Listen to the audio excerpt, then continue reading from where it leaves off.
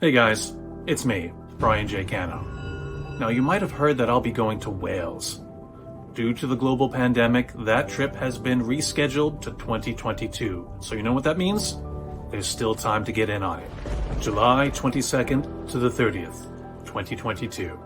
Join me in my partnership with Mysterious Adventures Tours on my Mystical Legends of Wales tour. That's right. I'll be going to Wales, to some of the most amazing, unforgettable places in the UK. History, taverns, castles. And oh, did I mention castles?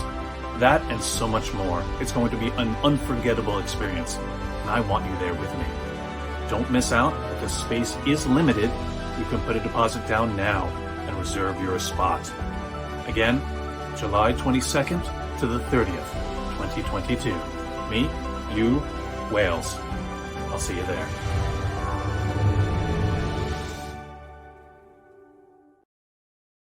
Now's the time.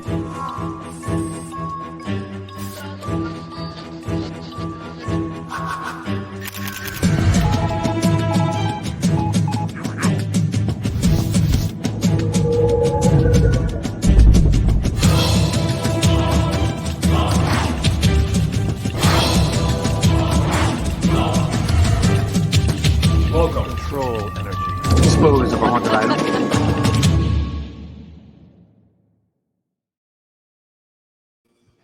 And welcome everyone. It is Tuesday night. So this must be Tuesday night, Bri. It is Tuesday, July 27th, 2021, the last Tuesday of the month. And I gotta say, it's good to be here. It's good to see you guys. And who is joined with us tonight? Shirley, Anne-Marie, Jackie, aloha. Michelle, oh, we got one of the Haynes sisters. Oh, we got both the Haynes sisters. Awesome. Angie and Anita and Haley, good to see you guys. Yeah. You know, this is going to be one that's well watched because, all right, you know, every other Tuesday I come on here and I blah blah blah blah blah blah. But tonight we got a special guest. Tonight we're going to bring on somebody. He just started in the paranormal. He's done like maybe one or two cases. He's a newbie, so we're going to be gentle with him. For all your questions, welcome Facebook user. Facebook user is this. I'm wondering if this is Vita or if this is Angela, because it's usually one of the two. But either way, welcome, Maria. Hey. Good to see you guys. So like I was saying, Fleetwood, hey. Yes, Michelle. Well, actually, I didn't. It was done. The barber cut too much, so yeah, there it is. I now have a Mel Gibson Lethal Weapon mullet. So yeah, there it is. That's the summer cut. That's what's going to be seen on Paranormal Code Camera Season 5. So why not? All right. So Facebook user is Tim Tam. All right. Well, hey, Tim Tam.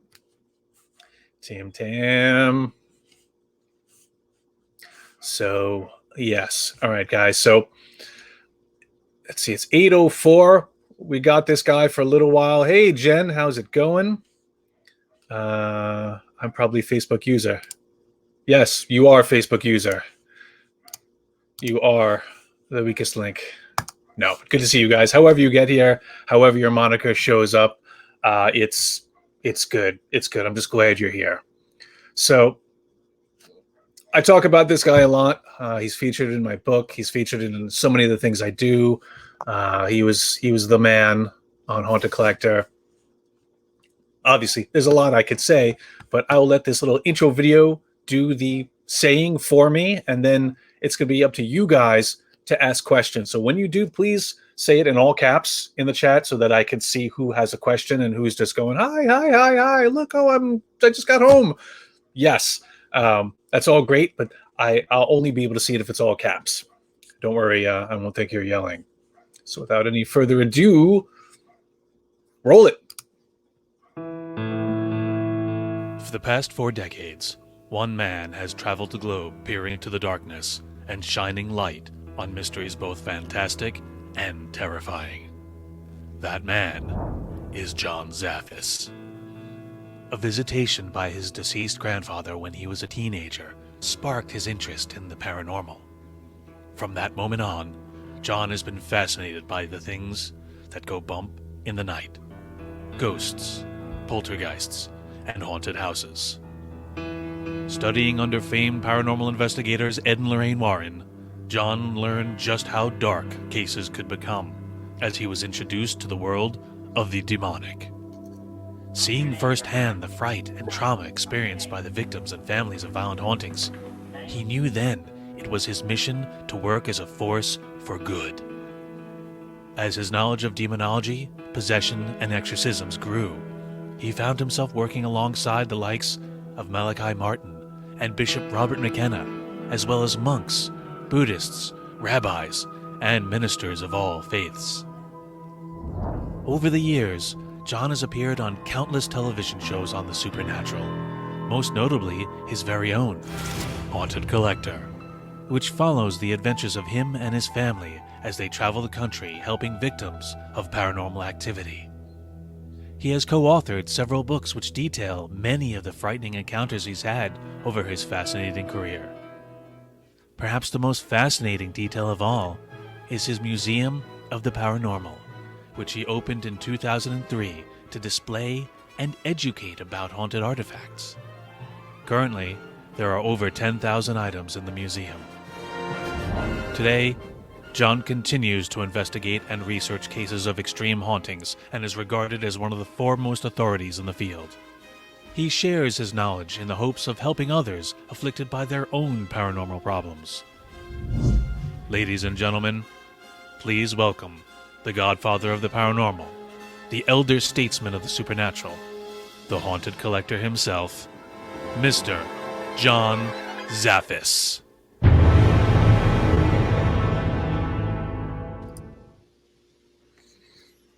All right, Ziggity, you're awesome. You are on, you're here, you're live on Tuesday Night Bride. Welcome to the broadcast. Well, thank you very much. Very impressive intro. Yeah, I wonder who put that together. It was pretty good. Jeez. I think it's one of my kids called Hippie. Oh man.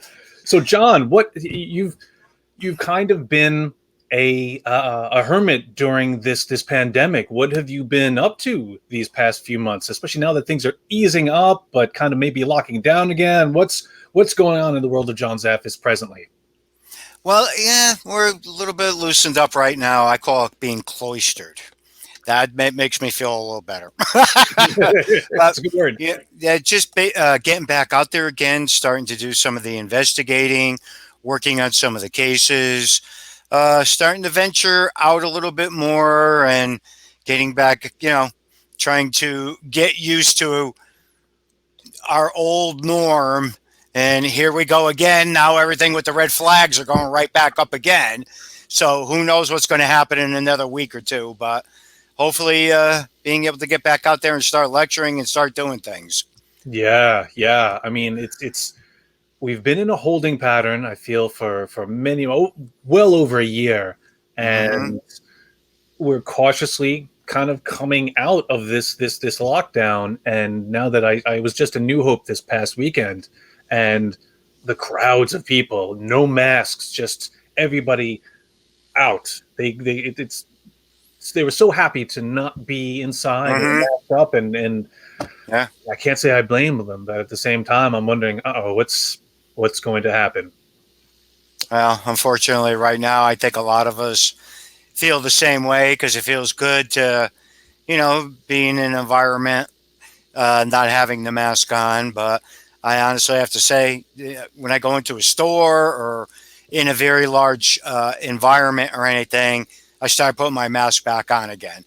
Because, again, it's just to that point where you just don't know, you just don't want to take that chance and end up with something and end up paying the price. But like I said, still moving forward, hoping August is right around the corner, hoping we'll all be up in Michigan, hanging out, having a good time. I will admit it. Even though I've been doing events this whole time, I haven't done any big events. So there's going to be a little of that PTSD where like there's going to be a knee-jerk reaction of don't come so close to me. And hey, there's people in our field that I'm like that with anyway. Like, hey, just back off. But yeah. So, all right. How has this affected plans for the Museum of the Paranormal? Well, basically everything, has just went on hold because you didn't know what to make of anything. And to be honest with you, I'm kind of glad, I didn't already have a piece of property bought and had to shut it down for a year and a half and try to figure out how the heck to keep it going. Yeah. But I have gone back. There's several different pieces of property over the past couple of weeks I've looked at. I know it's the same thing. I've been saying this for the past 5 years, but it's something that, it's got to be that right piece of property in the right location and something that I'm going to be comfortable with, that I'm going to be able to do and be able to afford, and, get everything in place so that I can keep going after I'm gone. I can't wait. And especially, I mean, we're seeing it out there. There's a lot more traveling museums. There's a lot more art galleries. There's a lot of displays. I seem to be seeing haunted objects every time I turn around. And look back, it's been 8 years since Haunted Collector ended. Add 3 years to that, it's been 11 years. Could it be? Yeah. No, 10 years since we started. And remember when we came on and everyone thought it was a gimmick, haunted items. I do. It's funny because I'll look at different things and see different things, and I take that step back. And when we first aired, I thought it was going to be the greatest thing in the world because it was different. It wasn't the same old haunted house and everything. And what ended up happening, Brian, we all got accused of stealing grandma's jewelry and everything else. So that was a very tough first season to be able to work through for, I think, each and every one of us. Because, again, it was difficult. But what I think is more interesting than anything is now, when they run the reruns, there were so many people during the pandemic here that didn't, even though the show even existed, watched it, and seeing the responses today in comparison to, 10 years ago, it really uplifted me. It really made me feel good. You and I talked about that because for the longest time, anybody says anything about TV shows or anything, I'm like, ooh, I go into a panic mode with a lot of that. But it just made me feel good that, the 3 years that we did do it and we were controversial at that point in time, well, as far as I'm concerned, we were the first ones that did it. So, yeah. That's the thing. It's like, it is, to be dramatic about it, it's like storming the beach at Normandy. That first wave is going to get cut down. And that was us, at least for the haunted objects. We already had Ghost Hunters and Ghost Adventures that came out that did the show. Okay, now everyone's looking. That's the way to do it. Haunted items, what are you guys doing? You can't have a haunted item now. Everyone is an expert on haunted items. And we got a lot of experts out there in a lot of things these days. So again, I look at it, and again, I just try to think about the way I handle things and the way I do things. So I really, okay, we got a person asking, what was the first paranormal show? Is she asking me, Brian, or is she asking you? She just says that she loved Haunted Collector. It's one of the first and best paranormal shows I ever watched. Well, thank you. Brian thanks you. We all thank you. You're good people. Oh, see that. Now, I can't say I endorse this, but I'll just let it sit. Yours was better than Ghost Hunters. She's Canadian, so she's polite. So I will not argue with her. Well, again, it gets controversial a lot of times with, a lot of people and different things because I guess it's kind of difficult for most people. You understand it because you know me, that I knew all these people before all the TV shows even came out. So again, it's like Jason and Grant, I knew them before any of their kids were even born. So I look at things probably a little bit more from a different perspective with a a lot of the TV shows and things of that nature, I think. So we've got our first request here from Vita from Canada. She wants to know, Johnny, can you tell us about your experience with the Mary statue with the melted off hands? Yes. Again, the little statue, the Mary statue, came from the haunting in Connecticut, the Carmen and Al Snedeker case. We're actually approaching the anniversary of that. And when things really got into it was July and August, if I remember correctly, it might have been part of September that we worked on that case. Anyways, the Mary statue. Now, this is one of the very few pieces of property where the exorcism was actually sanctioned by the Roman Catholic Church. So when they arrived to do everything, they set up a lot of icons all over in the different rooms. Those are usually blessed items. So, they were going through the whole scenario of performing the exorcism and everything. There were rumbles in the house. The house did shake and everything like that. Everything got done. Everything got completed. And one of the priests was retrieving the different items that were in the rooms.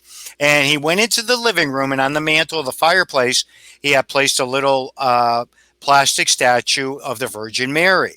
And he screeched, and we all ran into the room, and he goes, "Look, the hands are melted off of it." Well, at that point, we all just stood there and looked at it, and we were amazed by that. Now, the fireplace wasn't lit, so there was no actual reason for the hands to melt off unless it was something from a supernatural end that it had that amount of strength behind it to be able to touch a blessed object and melt the hands off of it. Well, for many years, the statue, was MIA. No one ever knew what happened. And one time, Carmen and I were getting together to do a lecture, and she opened up her pocketbook, took this little, she had it wrapped up in paper and took it out and handed it to me. And I went, "There's the statue. We often wondered what happened to that." And she gave it to me, and now today I have it in the museum.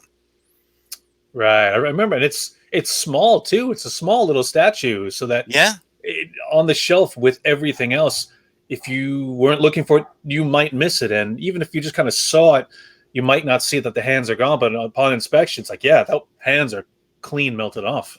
Yeah, definitely. Definitely. This might be a tough question, especially since you get so many items every month arriving at the museum. But Kimberly Williamson, she's one of the Haynes sisters, as we call her. She wants to know, in your opinion, what is the most haunted object in your museum? Is it a 10,000 way tie? It's hard for me to pick one particular item, but I just look at them all differently because I put them in different categories. We have items that I feel have human spirit attached to them, and I look at them differently in comparison to the occult items. So I would say this at this most recent time, a few weeks back, we received a couple of items, and I still haven't really gotten too deep into the story or anything, but it consists of a Ouija board that was handmade. There were elements used in it. There was blood used in it to create it, and a lot of other different things with that. I just had a big lightning flash. So I'm like, whoa. But anyhow, and accompanying that, there was what a lot of people refer to as a Gimmick box. Now, the Gimmick box, that whole scenario from Judaism just got blown out of proportion. But again, this box was created. It was created by a person that knew what they were doing. They were practicing a lot of different things. Thus, it was wreaking a lot of havoc in a particular person's home. So I had gone in to remove the handmade Ouija board in this particular box that is sealed, and it's never been opened. So those are when I deal with the more creepier things, that I pay more attention to that and probably respect that in a different way than I do, certain other elements. I think my most favorite things are probably things that my uncle gave me over the year. You know, those mean more to me, you know, not a monetary value or anything like that, but more of a sentimental value. Of course. Of course. This next question actually can be answered with a clip. As you know, and as everyone's been following, John Zaffis, The World Within documentary is hitting it's going to be going on 11 years by the time I finish it, but the 10th year anniversary, it's getting the remix, the complete upgrade. It's been remastered to 1080p, so it looks sharp. So who's asking? Jenny from Oklahoma. I feel like Casey Kasem every time I do this. Jenny from Oklahoma wants to ask Johnny, what was the feeling you felt with your very first paranormal experience? Now, John, I'm gonna roll clip on this. Okay. So, Jenny, you and everybody gets to watch Johnny's answer. And roll them.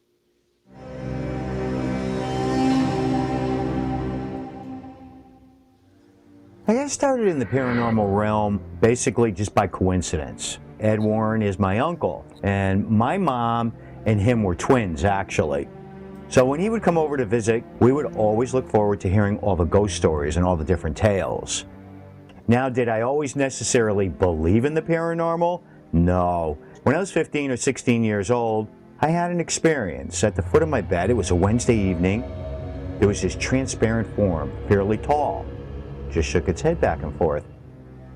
At that point, I got so spooked and scared, ran downstairs, and I was telling my mom of my experience, and she said, oh, that was probably my father. And I looked at her very complex, and I go, well, how do you know it was your father? Because I was 4 years old when he died, so I really didn't know him. And she said, usually when he was upset about something or something was wrong, he was a very stern person, he would never say anything, he would just shake his head back and forth. And that made me start to think about some of these different things, the stories I was always hearing, the experiences that people would talk about. And I started reading different things and started picking up all different types of books. Back then we didn't have the internet. So we relied on stories from people, talking to people, and reading anything I could get my hands on as far as trying to gain some knowledge about the paranormal. Today I realize I didn't have a better understanding of that experience 37 years ago, that, hey, that was my grandfather coming over to help my grandmother to cross over. How do I know that? Because she had passed away a few days afterwards. The first time I was ever in a haunted location. I can remember I was 15, 16 years old. This felt mansion was dated back to the 1800s. And here in the town of Stratford, it was known very well to be haunted, or allegedly haunted. We had known that the place was abandoned. We knew it was just sitting there. I mean, it went through so many different stages. It was a nursing home and ended up catching on fire, and it just sat there. Well, being a typical teenager, what do? Got a hold of a couple of my buddies. Takes me back, and I reflect upon that day when we were kids, just walking through there. Hey guys, this is the place I was telling you about, Phelps Mansion. Man, oh man, I wanted to check this place out. Come on.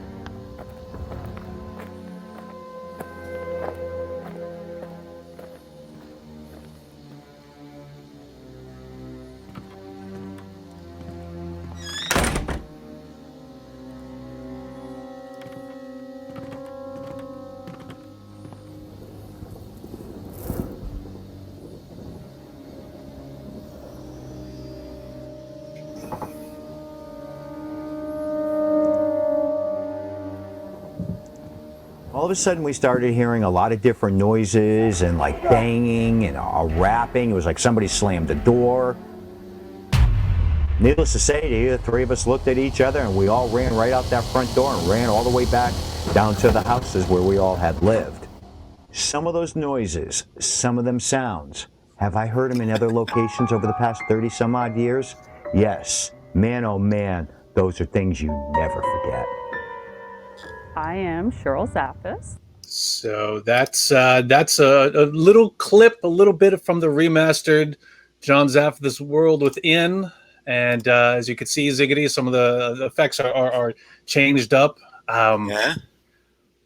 I've heard you tell that story on other broadcasts, and since that time, I feel like more things have happened to both of us.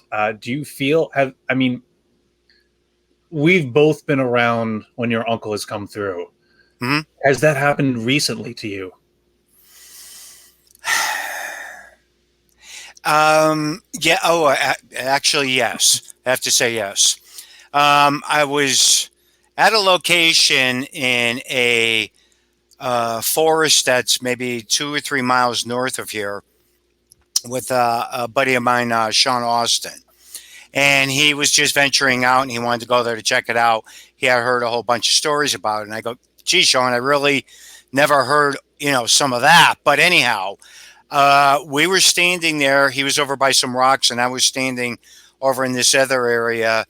And I mean, yeah, the communication and everything that was coming through. And you know me with my humor, I kept saying, would look at Sean and go, that's because it's all built up. We really haven't done anything for him to be able to talk or communicate and come through and everything. Right. But the funny part about it was he kept talking and going back and forth, Brian. And he kept talking about Mike, what happened? Mike, and kept talking about these things. And it hit me like a ton of bricks. And the one thing that I remembered about it was that I had a St. Michael's medal. He had a St. Michael's medal, and it was from my grandfather and his father. We both had, medals from him, the St. Michael's medal, and I had lost it. All these years of traveling, it's been in my wallet, never lost it. I'm, cloistered at home, and it disappears. Go figure. Yeah. But anyhow, I think that was it, and that, to me, was one heck of a connection right there that he was able to pick up on it, that it bothered me so much that I lost that medal after all these years. Oh boy. Now, here's another little interesting tidbit because it made me smile. We were talking about Phelps Mansion. On the full moon, as you know, I do a lot of walking. And I just walk. I was over on that property where the Phelps Mansion was and took pictures of the full moon that night. Oh, yeah. So, yeah, and that's just a couple of nights back. So I'm sitting here smiling and I'm going, wow, I don't know. Awful lot's picking up with that Phelps Mansion all of a sudden. It's funny because just a couple of weeks back, I was in upstate New York and they have a Phelps Mansion up there. Yes. And I said, hey, is this related? And they said, well, he came over and there was several brothers and most of them were in Connecticut. Mm-hmm. Yeah, Connecticut, Pennsylvania, and New York.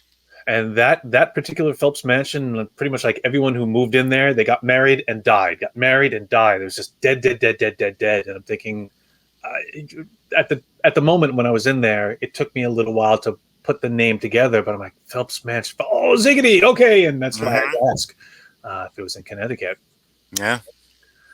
But believe it or not, I got a brick from the foundation of that house. Did you? Is it still there or is it completely gone? No, the mansion's completely gone. There's a house is built over the original piece of property. But the funny thing was how it all came about is a lot of people were taking the bricks to build little foundations around their flower gardens and everything years ago when they tore it down. This one guy had picked up a couple of the bricks and started having a haunting and insisted that it had to do with the bricks. So I ended up with a brick out of the deal. Here, take this brick. Jackie from Hawaii wants to know, what is the most amazing photographic or video evidence you have personally ever seen? Oh, it's difficult because there's several. There's a levitation of an individual that levitated about 3 or 4 inches up out of a chair. Seeing a person getting scratched or seeing a person get burnt. Seeing tears come out of a person's eye in video.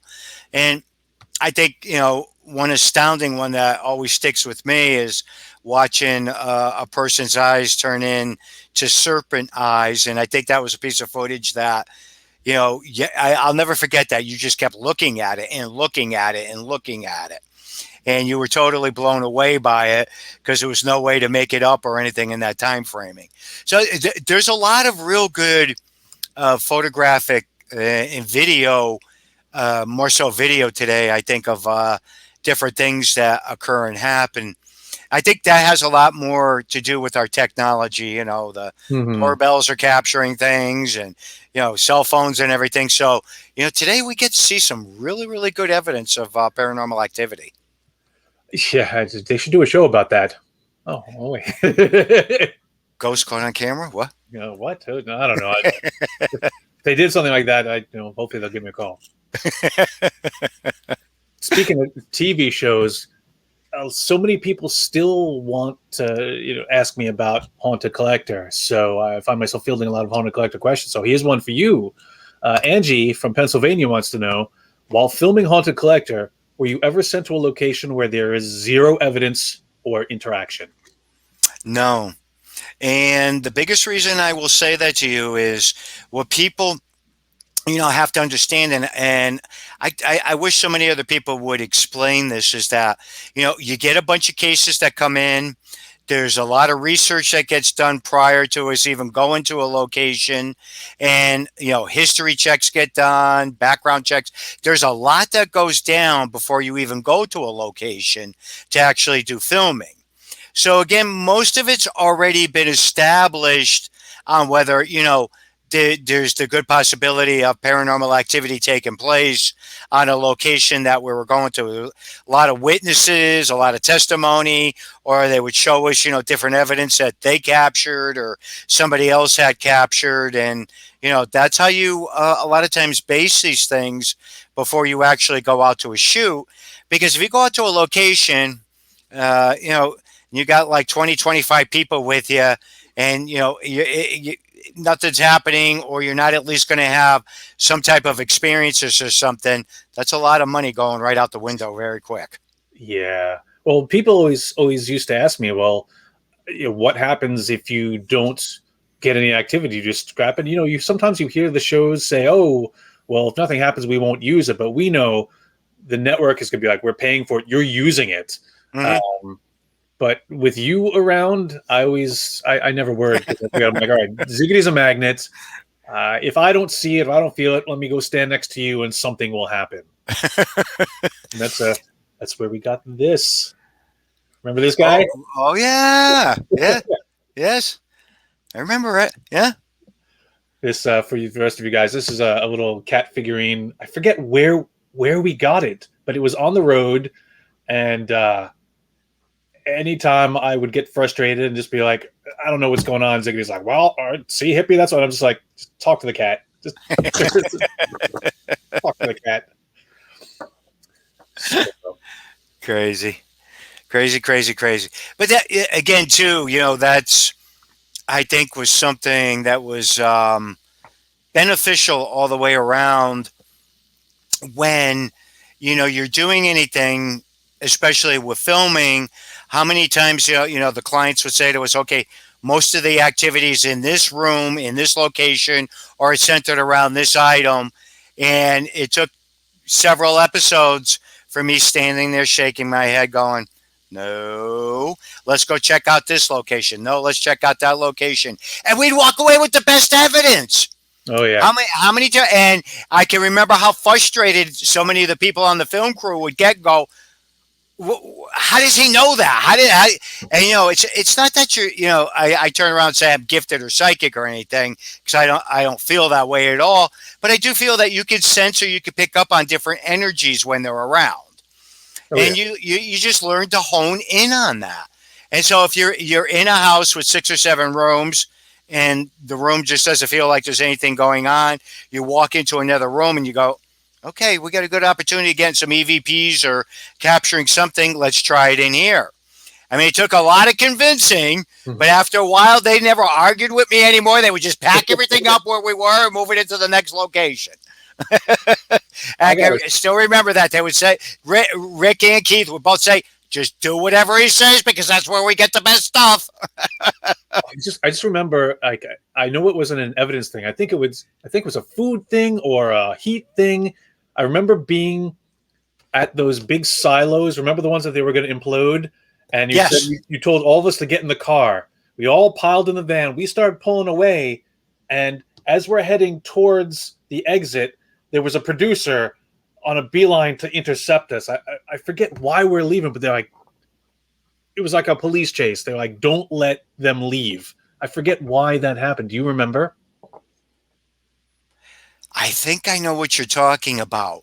Because okay, that was the implosion. Yeah. Okay, and we were in an area we weren't supposed to be because of the implosion. They didn't want us being in the location where we were. And I remember I went, no, I want to go where I want to go.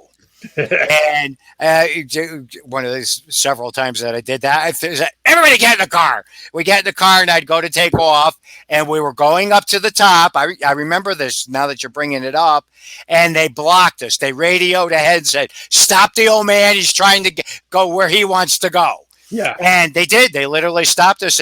But then when they explained to me, they go, because of the debris and the flying, and they didn't want anybody to get hurt. And I went, all right, we can't be that close to it then. I just can't remember a producer ever running that fast. It was like the Flash. They were like, Zaffis is getting away. Boom! And on foot with his pad and his walkie-talkies running after the car. And somehow he got in front of us to stop us. I saw some amazing things on that set. Well, look at how many times I would disappear and go to sleep someplace, and they'd all go freaking nuts trying to find me. They go figure out what happened to me. Yeah, I know, because they would come to me. They're like, Brian, where's Zaffis? No. If he closes his eyes, he disappears like the Cheshire Cat. He's got to smile before he'll reappear. I still can remember there was some mansion, one of the mansions. I think we were down south filming, and I had been just wandering around walking, and I had gone into an area, I guess, that we weren't filming or anything like that. And I laid on the bed. And it was a whole bunch of pillows and blankets. Nobody could find me. They went totally crazy. And they're going, well, he didn't escape. His car's sitting out there, so he's somewhere on the property. So I was sound asleep in one of the bedrooms. Zaffis is getting away on foot. I not only do I have video, like so much of the video memories that I've taken and the photographic memories are of you and Jesselyn and Chris and Jason sleeping in the car, sleeping on the case, sleeping in between. And I'm like, am I the only person who can't fall asleep? No, I don't have a problem falling asleep anywhere. Doesn't matter. That's why people laugh at me. I get on a plane, buckle in, get all situated, and I'm out like a light. Ooh, all right. This is a good one. Oh, hashtag the Zig Chase. Okay, here's a good one from Facebook user, which I believe is Tim Tam. Was there a time early on you considered leaving the paranormal field? Why? I think she knows the answer to this one too. Take it away, Tiffany. Yeah, there's been many times where I backed out of the field. Again, with the paranormal and dealing with it, a key thing, that bothers me tremendously today is I watch so many people. They're so involved with the paranormal 24/7. That's not a healthy thing. You have to be smart enough and look at it from the point that when things really start going haywire and things are, really going bizarre and everything, sometimes it's a good idea for you to take a step back. But with me, it's always been family first. Things that need to be, taken care of is something that, I've always been guarded with and will continue to always be like that. You have to have other interests in life besides the paranormal. And again, like I said, 24/7, everything's paranormal in your life. That's not a very healthy thing because that's not normal. But then again, none of us are normal, but you know what I mean. Well, just like, the body needs to sleep, you need a balance. You need some daytime to balance out your nighttime. Absolutely. People find it hard, but you even know this. I could do something, could have this big horrific event happen and everything, and a week, 2 weeks later, you can ask me about it, and I'll go, what the hell are you talking about? How many times do we go through this? And, again, I've always been told this. I've been a very fortunate person that I could just block stuff out and just forget about it. Oh, my God. Yeah. I mean, again, with, actually this past weekend, just chit chatting with somebody and they were talking about one of the cases, and I'm standing there and I'm going like this, looking back and forth. And I go, I gotta be honest with you. I said, I can't even remember it. They go, how could you forget something like that? I go, because that's what I do. I said, I block a lot of stuff when, I'm not involved with it, or, it's past tense. But is it a good thing or a bad thing? I don't know. Do I think that's something that helps to protect me in my own crazy way of looking at things? Yes, I do. It's like that time. I think it was Enfield, Connecticut, with that crazy case with the bloodletting, and I did the prep for the luminol test, and I remember. Oh yeah. You flipped out, and guys, just a reminder about the old man here. When he flips out, it's a lockdown, a complete shutdown, and here I am. I'm asking questions. I'm like, did I do something wrong? What should I do? How are we gonna fix this? What are we gonna do? And I remember you were just the whole ride back to the hotel. You didn't say anything. There was no communication. You didn't even wait for the van to stop before you hopped out. And I spent the rest of the night. I called home. I called girlfriend. I called Chris. I'm like, oh my God, I don't know what I did. I did something mad. And then the next morning we show up to set. You're like, hey, how's it going? I'm like, what? It's like you had completely erased everything from your mind. I still have scars. I still have scars from that. I still can remember that. And it was just a simple fact, that it was the perfect storm. And they started going down the road with getting involved with different things when it came into the demonology. And to be perfectly honest with you, to this day, I still believe them, that they didn't even realize what they were doing and what they were asking, to do the test.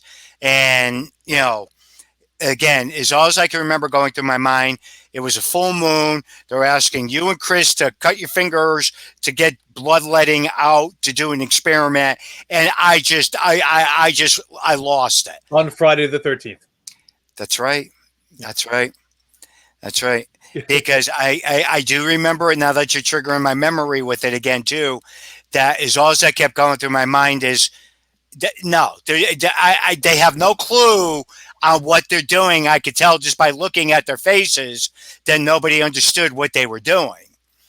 So again, I can remember that in talking to several of them in production afterwards. They go, you take your work seriously, don't you? And I go, you think? I said, I don't monkey around with that stuff. And, again, that's not something that I was very comfortable with. I kind of wish I understood what they were doing prior to it, because again, it was done not with an intent and purpose or anything, but it was done to just do an experiment. Yeah. And it took me like several days to calm down after that one. I think related to that, as far as things not being exactly all there, the second Haynes sister, Michelle, wants to know, was there ever a place you felt you shouldn't go to, but you went to anyway to investigate? I can't think of anything that I've gone to that I would say I regretted. There are many locations I will not go to. It's just the simple fact of the way I feel about certain things, the way I look at certain things, and I just know there's just, with certain places and certain locations, I know when to leave well enough alone. But that's with me. Other people would do things or look at things differently than the way I look at it or the way I will handle it. Because again, some of it will tie into the demonology with me, so therefore I look at it a little differently. Gotcha. That does make sense. I mean, speaking of demonology, someone wants to know, Anita wants to know, any advice to someone that's interested in learning more about demonology? Now, I know how you got involved, but especially nowadays with so much on TV, so much online, people can just kind of take a 3-hour course and like, oh, I'm a demonologist. And we know that's not how it works. What's your advice to Anita? My best advice with this is the old world method with it. Try to team up with people that have been involved with the field for years. If you get the opportunity to work with spiritual people, not just a priest, a minister, a shaman, a medicine man, the knowledge that these people could share with you to get a better understanding of what the demonology field is all about and what the real things are that occur and happen, and it gives you that understanding of a lot of things. Now, don't get me wrong. A lot of times you can read something, somebody could tell you something that don't mean a hill of beans, because let's face facts, we're all the same. A lot of times we're curious and we're going to just delve into different things. And again, that sometimes is a good thing, because I've been fortunate enough where a lot of times when I do stuff like that, I'll walk away and learn my lesson from it and go, okay, I'm not really all that much interested in pushing that far to be able to find out something. I think when, again, we all question things, and we should. You have to. Because if you don't, it's going to be a waste of time trying to figure anything out with the supernatural. But you should always, especially with the demonology, again, learning as much as you can. Try to learn from experienced people, gain as much knowledge as you possibly can before you start venturing into this. Because once you open those doors up to those things, your life is never the same. My uncle said that to me that day, and I'll never forget that whole in-depth conversation. But, and for the longest time, so many different things I didn't remember, but a lot of times on my walks during the cloister season here, I start to remember different things. I would get flashbacks with it. And with the conversation and everything, I remember as we were wrapping up the conversation and we were talking and he had leaned, I don't know if it was wind, I don't know if it was air, but it was like something happened behind me. Mm.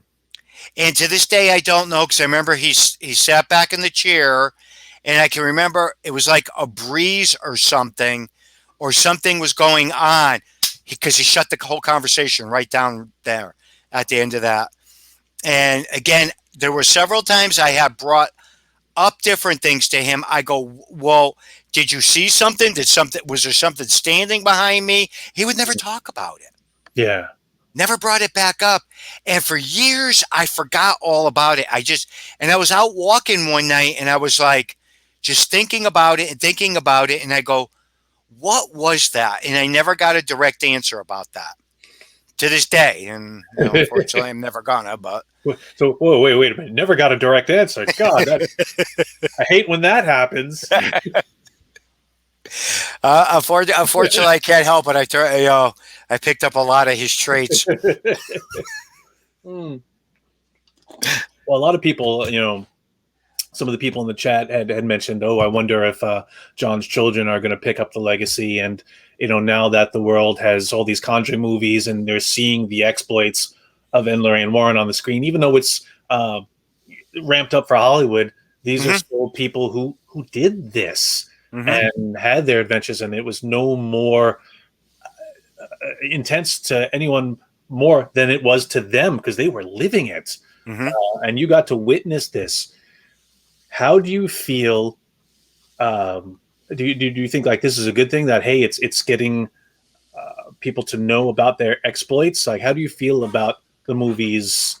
I mean, it must be surreal to see, like, that's about my uncle. That's somebody I know. It's somebody that I grew up with. How does these it make you feel? Like, because very few people get to see someone they know, or at least being portrayed on screen. Well, it's difficult to look at it just from the Conjuring movies and the movies of today, because you got to remember they were in movies years ago. The Devil Made Me Do It that was in the 80s when that came out. And, you know, we all sat and watched. It was on TV. That was a bit when they used to have the movie of the week. Remember that? I don't know if you remember. All right, that movie of the week. So that was a big to do, more so than it probably is now to watch it. But I think when I sit and you know, I always go to see all the movies because I know I'm going to get hammered with questions afterwards.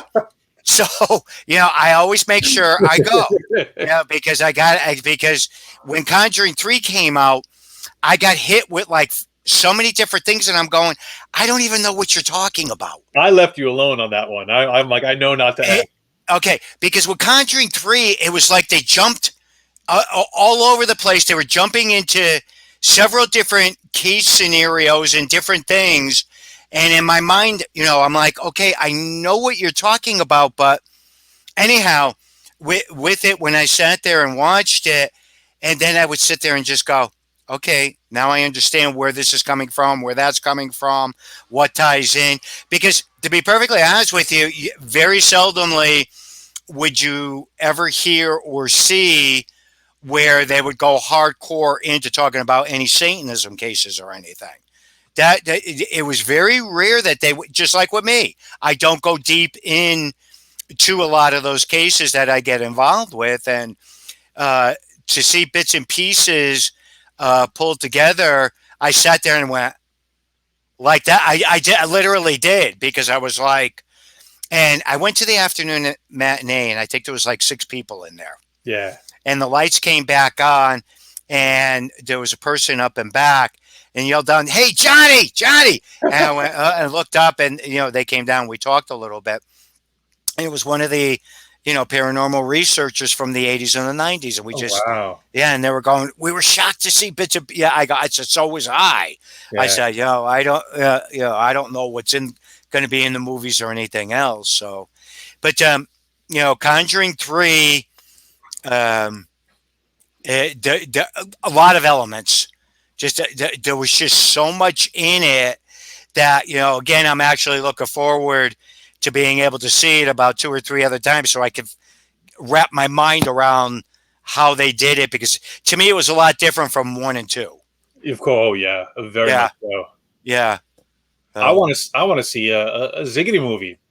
Now, if you had to pick one case, even if you couldn't go into all the details from your experience, not one that you assisted on, but one of your cases to make into a movie, which one do you think it would be? You mean with Ed or Lorraine, or on my own? On your own, a Ziggity movie. Or, I mean, that could be a good way to launch the Ziggity franchise. Like, they'll make a John Zaffis character. Don't even go there. No, because don't even go there. But anyhow, I don't know. I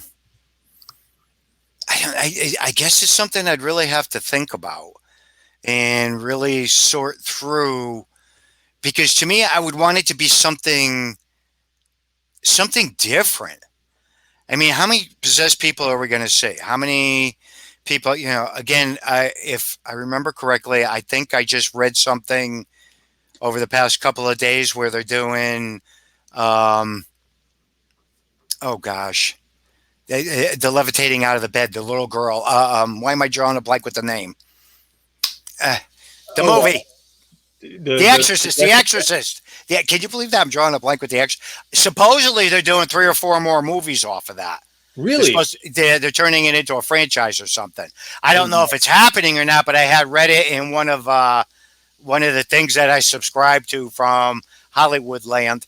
So I don't know if there's any truth to it or not. But, and I'm just like, well, I don't know, because it would be, it'd be something, I guess I would just really have to give some thought to on what I'd like to see, or, you know, what particular case, because it'd be kind of difficult, you know, because there's been several major, you know, type cases that I've been involved, you know, that me myself have worked on, you know, with other people. But again, I don't know. I don't know.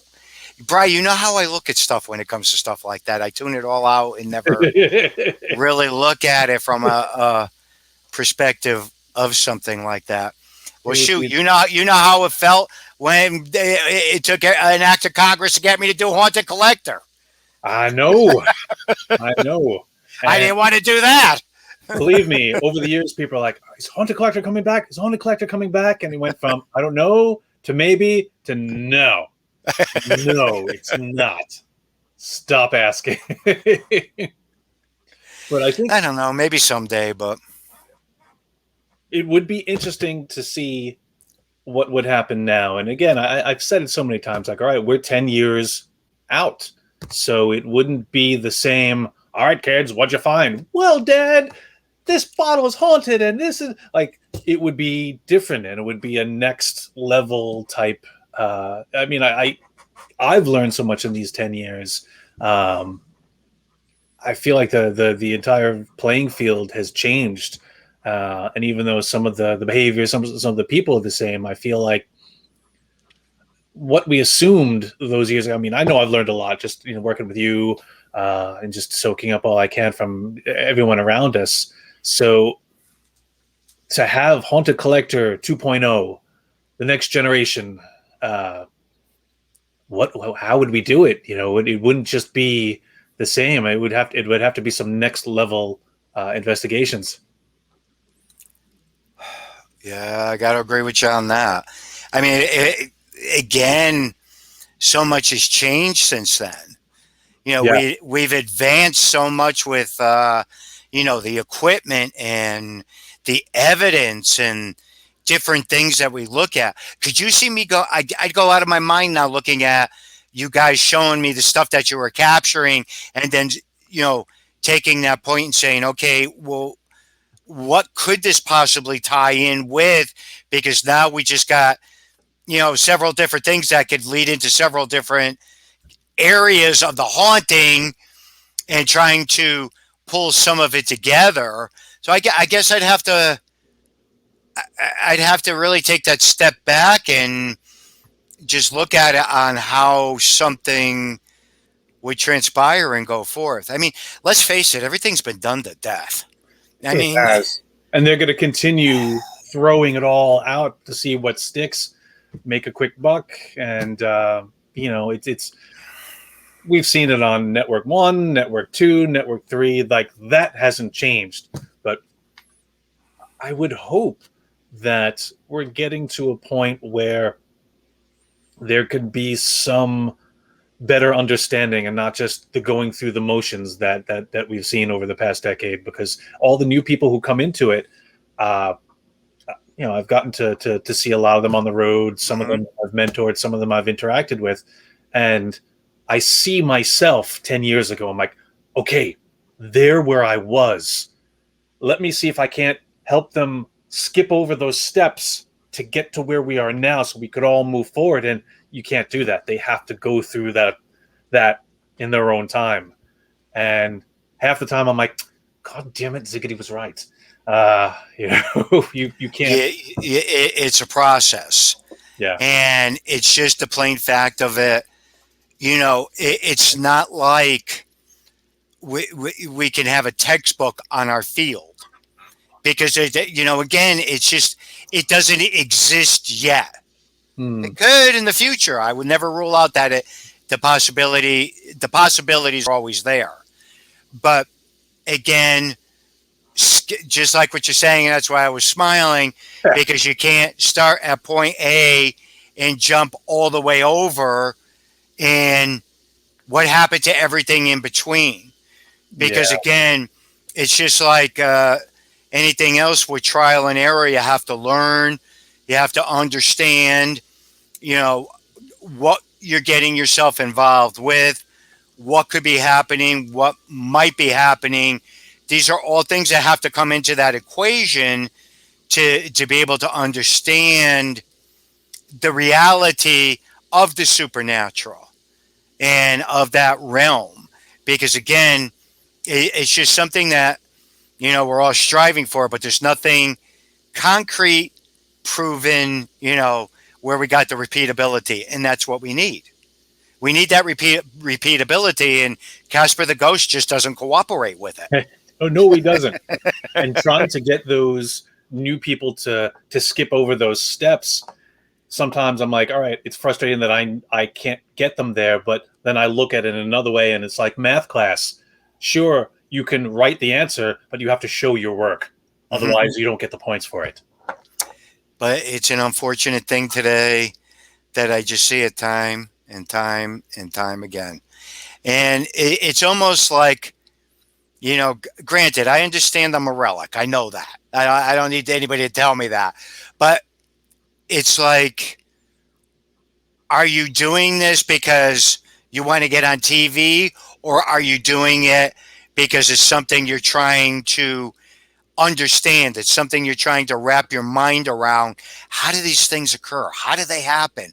Why do they happen? Why can't they just tell us what they, you know, just tell us, and to make everything so much easier? Right? Why the complexity? There's reasons for it. We just don't know why. Then these are the things that still keep me going. These are things that, you know, I look at and I take the step back with, and I say, you know, because I'll be hitting 47 years being involved with this crap, you know, and I call it crap because today it's just such a nightmare. You know, we're going to be starting a whole new branch off of the paranormal now, COVID paranormal. That's what I'm going to start. Paranormal. Because it just opened up another whole realm with hauntings and everything else. But again, the basics aren't there anymore.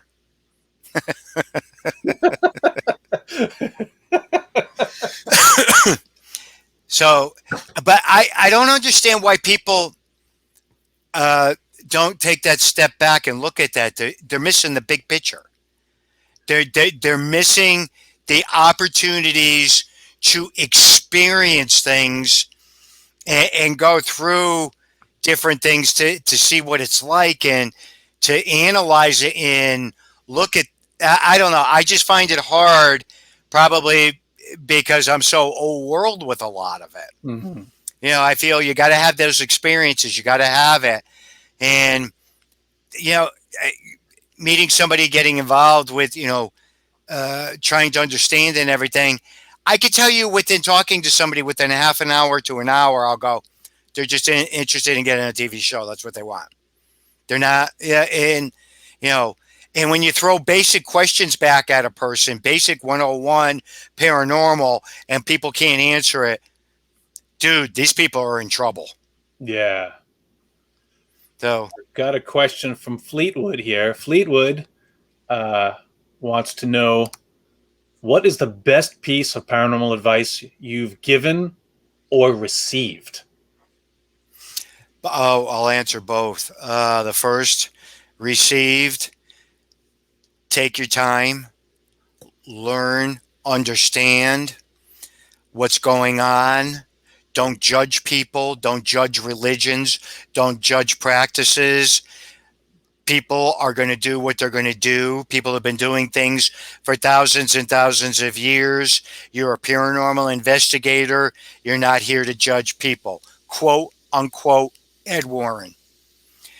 That's my advice to most people today, is to still look at things, to comprehend things. I'm still fascinated by a lot of stuff that goes on out there. You know, again, I just look at it and take it in with the strive of so many different practices, different belief systems. And it comes from them.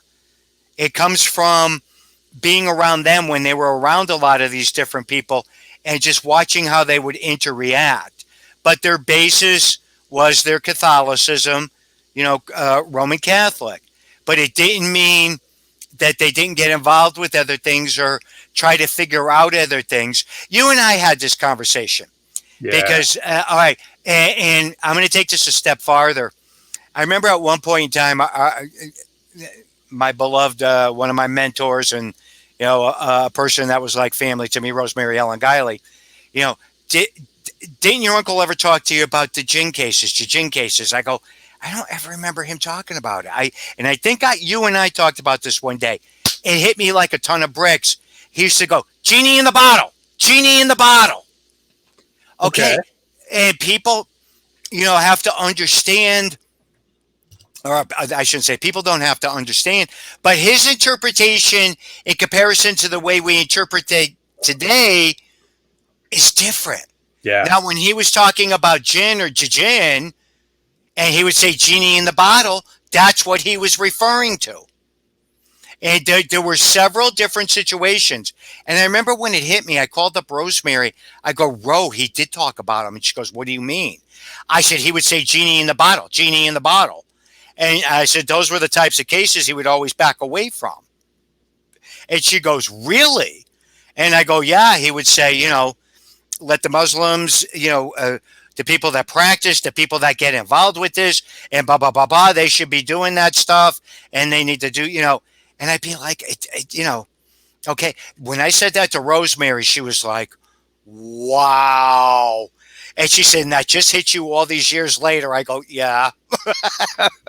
It's sometimes it takes a while to sink in. I mean, literally, I just gave you my manuscript. That took so much time to sink in. Some things quicker, some things longer, some things you taught me that took a while to sink in, some things that I had noticed. But yeah, it's I feel like we're all going to be picking little things out from what we've been given for years and years and years. And yet still there are things that are just basic questions that people want to know. Trying to work all of them in. Maria Kors wants to know, what does it mean if spirits call you by name on EVPs? Is it a cry for help, or manipulative, or both? It actually could be both. When doing spirit communication, you still have to be very guarded and you still have to be very careful. And, one of the key elements with doing, if you're doing EVPs or the spirit boxes, I'm still guarded. I listen intently because there's a lot of good information that comes through. I listen to it. Brian, you are witness to this as many times as Ed would come through on different things. I would not recognize it. How many times? And people would say, it keeps saying Ed. It keeps saying Ed. It's saying different things. And I go, no, I wouldn't accept it. Then finally, I was just like to a point where, I would listen to certain things and hear certain things and be like, okay, well, my guard is up. If it's being manipulated, it's being manipulated. I cannot control that. None of us can. Right.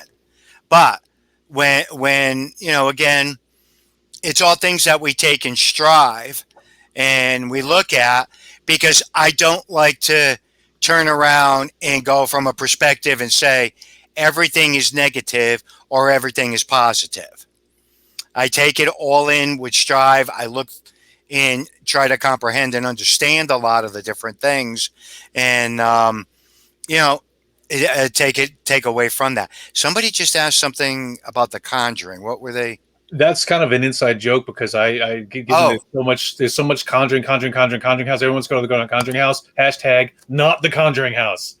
Not doing it. Not going there. Not for anything official though. But you want to go to the Conjuring house, I'll go to the Conjuring house with you. Well, I've been in the Conjuring house, several times myself. Is that house haunted? Yes. Again, you're killing me here. They're going to want to go, and I don't want to go. Again, I did not work on the original case. I never ever claimed to have worked on it, but my first introductory to the Conjuring house was with Jason and Grant, Steve, and that's where I met Dustin Perry for the very first time. Dustin. Yeah, when we filmed that episode for Ghost Hunters. But I've been in there, at least 6-7 times since, and I've never walked away disappointed. All right. This is going to set my agenda back for months. Where they're going to you know what came over my spirit box just now? It just said Conjuring House. Bry. Nope.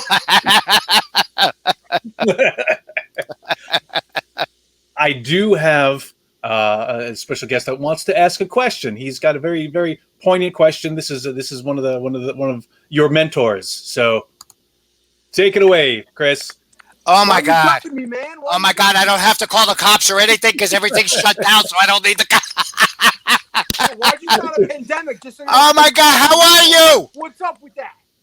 How are you? Ziggity! Oh my God! Oh my God! Oh my God! How's Catland? What's going on, Mr. Ziggity? Oh, I'm doing good, buddy. How you doing? All right, I miss you, brother. I miss you too, man. I miss you. I'm going on tour soon. Me and you. What we gonna do? Yeah, What we gonna do? I don't know. We'll figure out something. We better have the cops with us because you know you and I will get arrested. Bunch of cop callers. When things get a little bit better, maybe I'll come visit you. That's You got it. Not a threat. You got it. And I will not call the cops on you. We're actually we're getting together tomorrow, Ziggity, to kind of give a once over to the World Within rough cut to see what still needs to be done. So work is continuing. Can you, dude? Don't tell Chris, but police scene in there where the cop car comes and they grab him. And they, Wait, but I got, Chris, we can't do that no more. We'll get not what. We're gonna start getting flagged and everything else. No, we can't do nothing no more like that.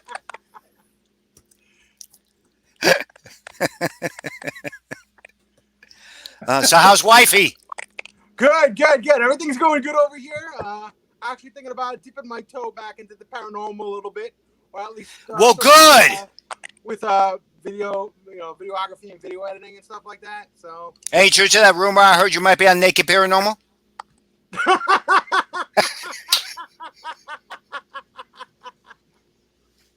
I got some raw footage for you, Ziggity. Oh!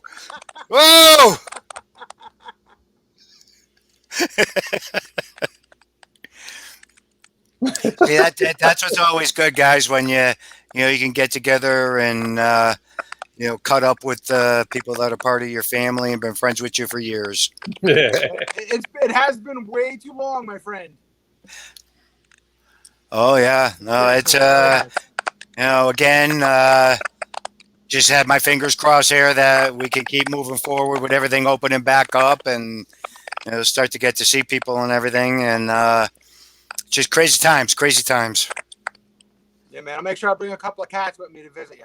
I know you love cats. I know how much they love you. What's funny?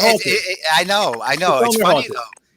It's not that I dislike cats, but I prefer dogs over cats. And cats will always you've seen it. They gravitate towards me, and I'll be like, "Huh?" When you came to my house, it was cats. I know. I pick them up and I hold them and everything, and I pet them and everything, and I look at them. I go, I don't like cats. Why are you over here purring and sitting on me? That's what we do. That's what we do. Oh, God. All right. So, who would have thought that 10 years from now, Chris, you remember that time we drove out to Stratford, Connecticut with that DVD, that specific DVD in hand to show the Ziggity. I remember. You remember which one we were talking about? And we played it for him. Do you want to tell the story real quick to the people who are watching? I'm gonna get in trouble with Ziggity. You might as well now. We're making The World Within, and we wound up cutting a kind of dirty version, a perverted version of what Ziggity was saying together. And for some reason, it was hysterical, but for some reason, we decided to play it for him. And thankfully, he thought it was just as funny as we did, because that could have worked out really badly otherwise. If I'm remembering correctly, this one with all the F-bombs and everything, isn't it? This is the actual CD. Really? See, it has the Z on it.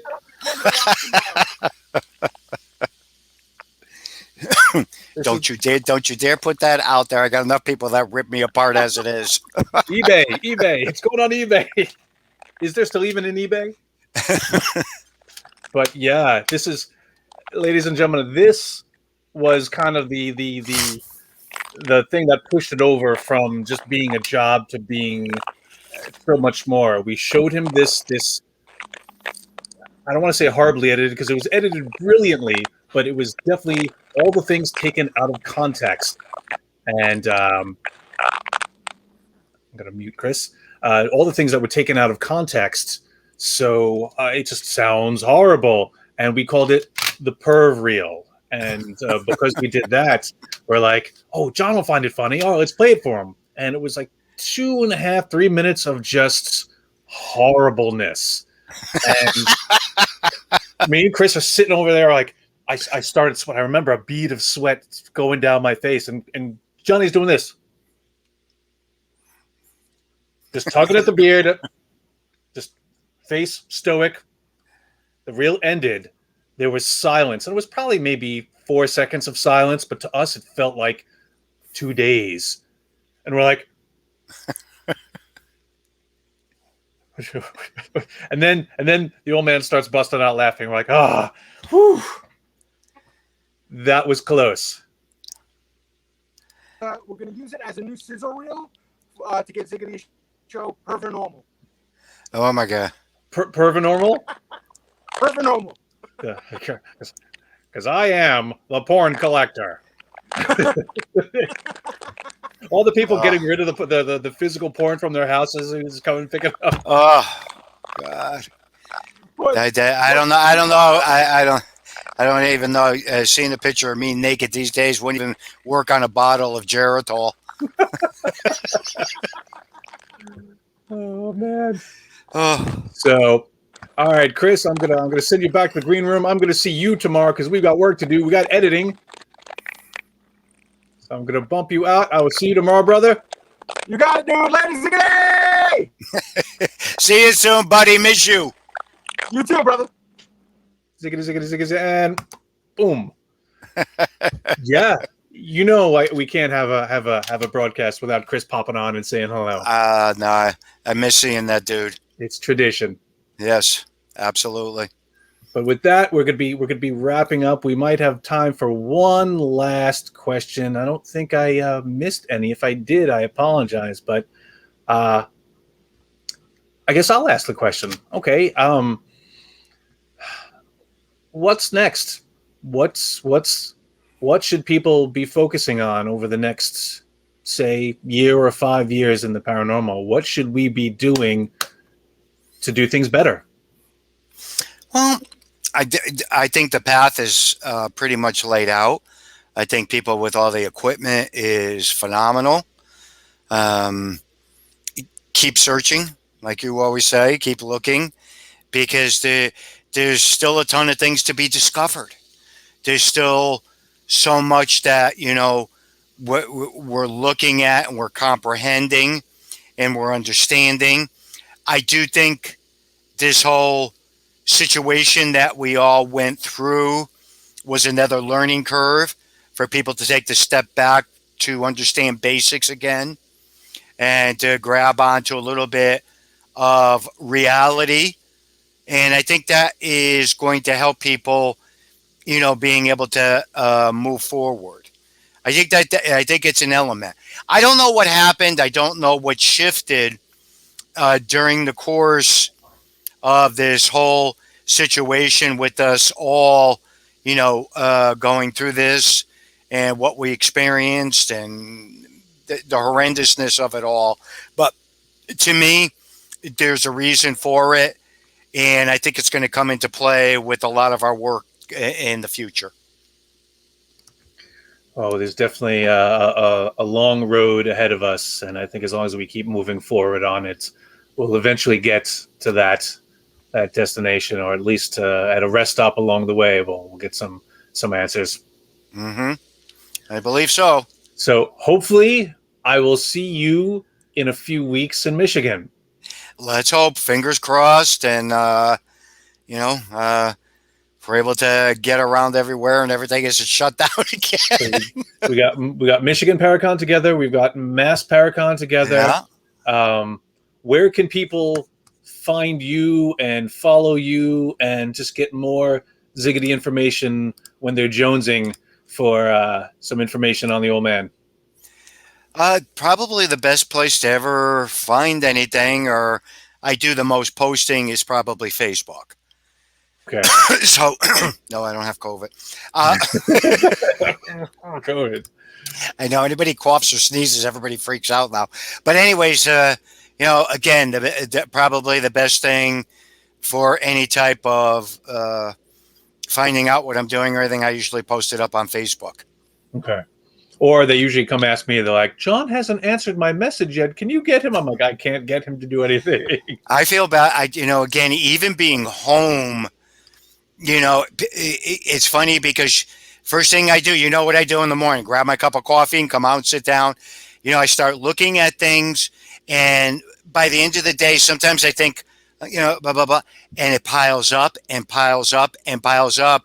And then it dawns on me, or somebody will send me something and I'll go, but I answered them. And I'll look back and go, I never answered them. It's not that I do it deliberately. It's just that a lot of times so much comes in and I think I answered it and I didn't answer it.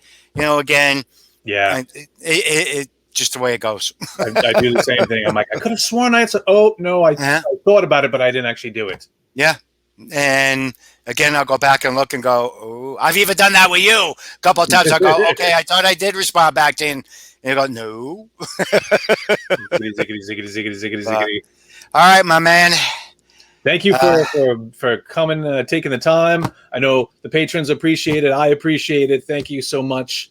We're gonna have good times coming up ahead. When the pandemic's a little better, we're gonna have to have one of our traditional get-togethers, not virtual. Sounds good to me.